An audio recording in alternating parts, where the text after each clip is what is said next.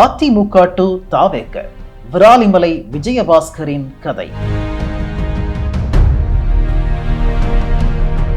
தமிழ்நாடு அரசியல் களத்தில் இதுவரை நடந்திராத பல திருப்பு முனைகளும் கலேபரங்களும் அரங்கேறி வருகின்றன. அசைக்க முடியாத இருவரும் கட்சிகளாக இருந்த திமுக அதிமுகவுக்கு போட்டியாக தமிழக வெற்றி கழகம் உருவெடுத்திருக்கிறது. குறிப்பாக முன்னாள் முதல்வர்களான எம்ஜிஆர், ஜெயலலிதா போன்றவர்களால் ஆலமரமாக வளர்ந்து நிற்கும் அனைத்திந்திய அண்ணா திராவிட முன்னேற்ற கழகம் போது கலகலத்து போயிருக்கிறது. முன்னாள் அமைச்சர்கள், எம்எல்ஏக்கள், மாவட்ட செயலாளர்கள் என பலரும் அதிமுகவில் இருந்து விலகி தமிழக வெற்றி கழகத்தில் இணைந்து வருகிறார்கள். அதிலும் புதுக்கோட்டையை தனது கோட்டையாக மாற்றி குறுகிய காலத்தில் அரசியலில் அசைக்க முடியாத நபராக மாறிய விராலிமலை சட்டமன்ற உறுப்பினர் சி விஜயபாஸ்கர் தனது எம்எல்ஏ பதவியை ராஜினாமா செய்துவிட்டு தமிழக வெற்றி கழகத்தில் இணைந்துள்ளார். இவரது அரசியல் பயணம் தொடங்கியது எப்போது? அதிமுகவில் செல்வாக்கு மிகுந்த நபராக உருவெடுத்தது எப்படி? சி விஜயபாஸ்கர் கடந்து வந்த பாதை என்ன? பார்க்கலாம். புதுக்கோட்டை மாவட்டம் இலுப்பூர் அருகே ராப்பூசல் எனும் கிராமத்தை சேர்ந்தவர் சின்னத்தம்பி. மிகப்பெரிய இரத்தத்தின் ரத்தம். அதிமுக விசுவாசி. இவரது மகன்தான் விஜயபாஸ்கர். வீடு முழுக்க கட்சிக்கொடி, போஸ்டர், தோரணம் என பார்த்து பார்த்து பழகியதால் அப்பாவை போல அதிமுக அபிமானியாகவே வளர்ந்தார். பாலக்குறிச்சி செயின்ட் ஜேம்ஸ் பள்ளியில் படித்த விஜயபாஸ்கர் பள்ளி படிப்பை முடித்ததும் சிதம்பரம் அண்ணாமலை பல்கலைக்கழகத்தின் ராஜா முத்தையா மருத்துவக் கல்லூரியில் சேர்ந்தார். அங்கேதான் அவருக்கு அரசியல் ஆர்வம் அதிகரிக்க தொடங்கியது.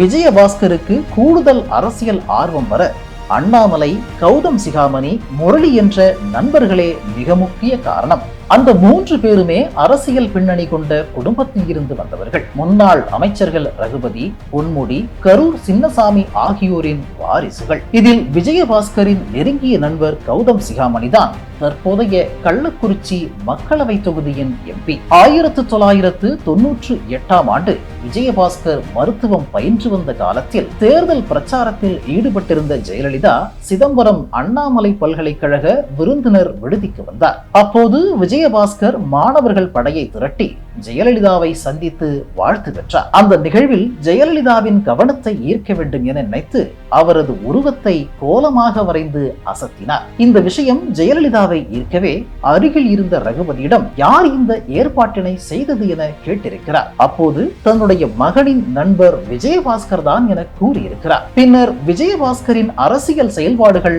ஜெயலலிதாவின் காதுகளுக்கு போக கடலூர் மாவட்ட மாணவர் அணி செயலாளர் என்ற பொறுப்பு அவருக்கு கிடைத்தது. மாணவர் அணியில் சேர்ந்ததும் மாணவர்களுக்கே உரிய அந்த வேகத்துடன் கட்சி பணியில் ஈடுபட்டார். என்னதான் கட்சியில் சுறுசுறுப்பாக வேலை செய்தாலும் அடுத்தடுத்த பொறுப்புகளுக்கு போக வேண்டுமென்றால் மன்னார்குடி சசிகலாவின் குடும்பத்தினர் மனது வைத்தால்தான் நடக்கும் என்ற சூழல் அப்போது இருந்தது. அதற்கான வேலைகளை செய்ய தொடங்கினார் விஜயபாஸ்கர்.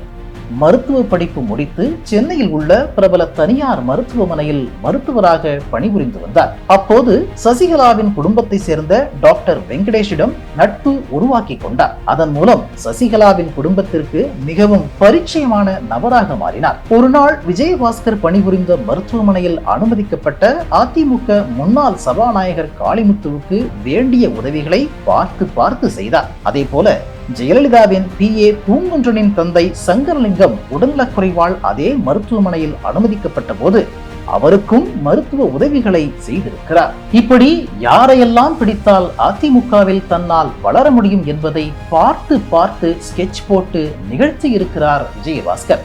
இதன் மூலம் கட்சியின் 2ஆம் கட்ட தலைவர்களோடு அறிமுகம் கிடைத்தது. தன்னுடைய பழக்கத்தை பயன்படுத்தி 2001ஆம் ஆண்டு தேர்தலில் புதுக்கோட்டையில் போட்டியிட வாய்ப்பு பெற்றார். வாய்ப்பு பெற்றதோடு அதில் வெற்றியும் பெற்றார்.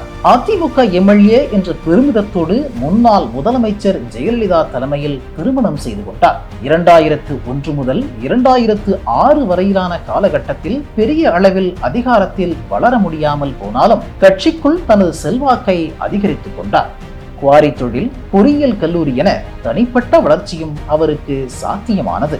2006இல் சட்டமன்ற தேர்தலில் போட்டியிட இவருக்கு வாய்ப்பு கிடைக்கவில்லை. மேலும் அந்த காலகட்டத்தில் அதிமுக எதிர்க்கட்சியாக இருந்த காரணத்தினால் பல்வேறு போராட்டங்கள், கூட்டங்கள் என கட்சி பணியில் தீவிரம் காட்டினார். அதையடுத்து வந்த 2009ஆம் ஆண்டு நாடாளுமன்ற தேர்தலில் சீட் கிடைக்கும் என காத்திருந்தார் விஜயபாஸ்கர். ஆனால் அவரது கனவு நனவாகவில்லை. அப்போதுதான் டாக்டர் வெங்கடேஷின் மூலம் மீண்டும் கட்சிக்குள் அழைத்து வரப்பட்டார். 2 முறை வாய்ப்பு கிடைக்காமலும் ஜெயலலிதாவின் குட் புக் லிஸ்டில் இடம் பிடிக்க முடியாமலும் போன வேதனையில் இருந்த விஜயபாஸ்கர் இனி நம்ம தொகுதியின் அதிமுக அடையாளமாக மாறிவிட வேண்டும் என்று முடிவெடுத்தார். புதுக்கோட்டையில் அதிமுக கிளைக்கழகம் வரை வலுப்படுத்தியது, உறுப்பினர் சேர்க்கையை அதிகப்படுத்தியது, கட்சி தொண்டர்களோடு நட்பு பாராட்டியது என புதுக்கோட்டையில் இவருக்கான செல்வாக்கு வளரத் தொடங்கியது. கட்சி வளர்ச்சிக்காக விஜயபாஸ்கர் செய்த விஷயங்கள் எல்லாம் ஜெயலலிதாவுக்கு பிடித்து போனது.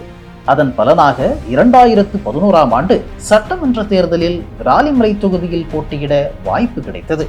அப்போது தன்னுடைய நண்பர் அண்ணாமலையின் தந்தை தனது அரசியல் பயணத்திற்கு அடித்தளமிட்ட ரகுபதியை தோற்கடித்து வெற்றி பெற்றார். இந்திய கம்யூனிஸ்ட் கட்சியை சேர்ந்த புதுக்கோட்டை எம்எல்ஏ முத்துக்குமரன் 2012ஆம் ஆண்டு சாலை விபத்தில் உயிரிழந்ததை அடுத்து அத்தொகுதி இடைத்தேர்தலை எதிர்கொண்டது. புதுக்கோட்டை தனது சொந்த ஊர் என்பதால் பல திட்டங்கள், வியூகங்கள் மூலம் வாக்குகளை சேகரிக்க தொடங்கினார் விஜயபாஸ்கர். இறுதியில் புதுக்கோட்டையில் இரட்டை இலையின் வெற்றி சாத்தியமானது. இந்த செயல்பாடுகள் மூலம் ஜெயலலிதாவின் குட் புக்கில் மீண்டும் இடம்பெற்றார் விஜயபாஸ்கர். சட்டமன்றத்திற்கு வெளியில் மட்டுமின்றி உள்ளேயும் ஜெயலலிதாவின் கவனத்தை ஈர்க்க பல முயற்சிகளை மேற்கொண்டார். சட்டமன்ற நடவடிக்கைகளை கூர்ந்து கவனிக்கும் இவர் 2013ஆம் ஆண்டு அக்டோபர் மாதம் 29ஆம் நாள் சொன்ன ஒரு கதை இவரது அரசியல் வாழ்வில் மிகப்பெரிய பலனை கொடுத்தது. திமுகவுக்கு எதிராக நடந்த 2G வழக்கு தொடர்பாக அவர் சொன்ன குட்டி கதை அடுத்த நாளே அவரை மாண்புமிகு அமைச்சர் விஜயபாஸ்கர் ஆக்கியது. தனக்கு கிடைத்த வாய்ப்பை சரியாக பயன்படுத்திக் கொண்டார். 108 ஆம்புலன்ஸ் சேவை மையத்தில் ஆய்வு, அரசு மருத்துவமனைகளில் ஆய்வு, தொடர்ந்து சுகாதாரத்துறை சார்ந்த ஊழியர்களுடன் உரையாடுவது என தனக்கான தனி பாணியை பின்பற்றினார். அதோடு 2018இல் கஜா புயலின் போது பாதிக்கப்பட்ட மக்களுக்கு ஓடோடி சென்று உதவி செய்தது. 2019இல் திருச்சி மாவட்டம் நடுக்காட்டுப்பட்டியில் ஆழ்துளை கிணற்றில் விழுந்த சிறுவன் சுஜித்தை காப்பாற்ற பல மணி நேரம் களத்தில் நின்று போராடியதும் விஜயபாஸ்கரின் புகழை இன்னும் உயர்த்தியது. அப்பல்லோவில் முன்னாள் முதல்வர் ஜெயலலிதா இருந்த 75 நாட்களில் முழுமையாக நடந்தவற்றை உடனிருந்து பார்த்த ஒரே தமிழக அமைச்சர் விஜயபாஸ்கர் மட்டும்தான். அந்த அளவுக்கு அவர் சசிகலா தரப்பிடம் செல்வாக்கு பெற்றிருந்தார். ஆர்கே நகர் இடைத்தேர்தலில் அவர் காட்டிய முனைப்பு மற்ற மூத்த அமைச்சர்களையே அதிர்ச்சிக்குள்ளாக்கியது. ஆர்கே நகர் தொகுதியில் நடிகர் சரத்குமாரின் ஆதரவை பெறும் பொறுப்பு விஜயபாஸ்கரிடம் வழங்கப்பட்டது. டிடிவி தினகரனை சரத்குமார் சந்தித்த போது விஜயபாஸ்கர் உடன் இருந்தார். இந்த தொடர்புதான் வருமான வரித்துறையின் சோதனையில் விஜயபாஸ்கரோடு சேர்த்து சரத்குமாரையும் கொண்டு வந்து நிறுத்தியது. எடப்பாடி பழனிசாமியின் ஆட்சியில் சுகாதாரத்துறை அமைச்சராக நீடித்ததோடு குட்கா முறைகேடு வழக்கிலும் சிக்கினார் விஜயபாஸ்கர். தமிழ்நாட்டில் தடை செய்யப்பட்ட குட்கா மற்றும் புகையிலை பொருட்களை சட்டவிரோதமாக விற்பனை செய்ய லஞ்சம் பெற்றதாக எழுந்த புகாரின் அடிப்படையில் அவர் மீது வழக்கு பதிவு செய்யப்பட்டது. 2021 சட்டமன்ற தேர்தலுக்கு எதிர்க்கட்சியான திமுகவுக்கு குட்கா விஜயபாஸ்கர் என பிரச்சார கண்டென்ட்டாக மாறினார் விஜயபாஸ்கர். புதுக்கோட்டை மாவட்டத்தின் செல்வாக்குமிக்க நபராகவும் அதனுடன் அதிமுகவின் 2ஆம் கட்ட தலைவர்களில் ஒருவராகவும் அரசியல் களத்தில் செயல்பட்டார். கடந்த தேர்தலில் அதிமுக 3ஆம் இடத்திற்கு தள்ளப்பட்டது. இதற்கு காரணம் பொதுச் செயலாளர் எடப்பாடி பழனிசாமி எடுத்த மோசமான முடிவுகள் தான் என்ற குற்றச்சாட்டை முன்வைத்து முன்னாள் அமைச்சர்கள் SP வேலுமணி, விஜயபாஸ்கர், CV சண்முகம் உள்ளிட்ட 25 எம்எல்ஏக்கள் அதிமுகவில் இருந்து பிரிந்து தனியாக தாவேக அரசுக்கு ஆதரவு அளிக்க ஆலோசனை நடத்தினர். மேலும் சட்டப்பேரவையில் நடைபெற்ற நம்பிக்கை வாக்கெடுப்பில் கொறடாவின் உத்தரவையும் மீறி 25 அதிமுக எம்எல்ஏக்கள் தாவேக அரசுக்கு ஆதரவாக வாக்களித்தனர். இவற்றையெல்லாம் கடந்து அதிமுகவில் இனி எதிர்காலம் இல்லை, எடப்பாடி பழனிசாமி திமுக ஆதரவுடன் ஆட்சியமைக்க திட்டமிட்டார் என பல குற்றச்சாட்டுகளை சொல்லி தாவேக அரசுடன் இணக்கம் காட்டத் தொடங்கியது எடப்பாடிக்கு எதிராக உருவான குழு. அடுத்த கட்டமாக CV சண்முகம், விஜயபாஸ்கர், SP வேலுமணி என தனித்தனியாக தங்களது ஆதரவாளர்களுடன் ஆலோசனை நடத்தினர். ஒவ்வொருவரும் ஒவ்வொரு நிலைப்பாடு எடுக்கும் சூழலில் விஜயபாஸ்கர் தன்னுடைய விராலிமலை சட்டமன்ற உறுப்பினர் பதவியை ஜூன் 16 அன்று ராஜினாமா செய்தார். விராலிமலை விஜயபாஸ்கர் தாவேக்கவில் இணைய உள்ளதாக தகவல்கள் வெளியாகின. மேலும் விஜயபாஸ்கரை தாவேக்கவில் இணைப்பதற்கு புதுக்கோட்டை மாவட்டத்தை சேர்ந்த தாவேக்கவினர் எதிர்ப்பு தெரிவித்து வந்தனர். குறிப்பாக புதுக்கோட்டை மத்திய மாவட்ட செயலாளரும் தொழிலாளர் நலத்துறை அமைச்சருமான முகமது பர்வேஸ் விஜயபாஸ்கரின் வருகைக்கு எதிர்ப்பு தெரிவித்ததாக தகவல்கள் வெளியாகின.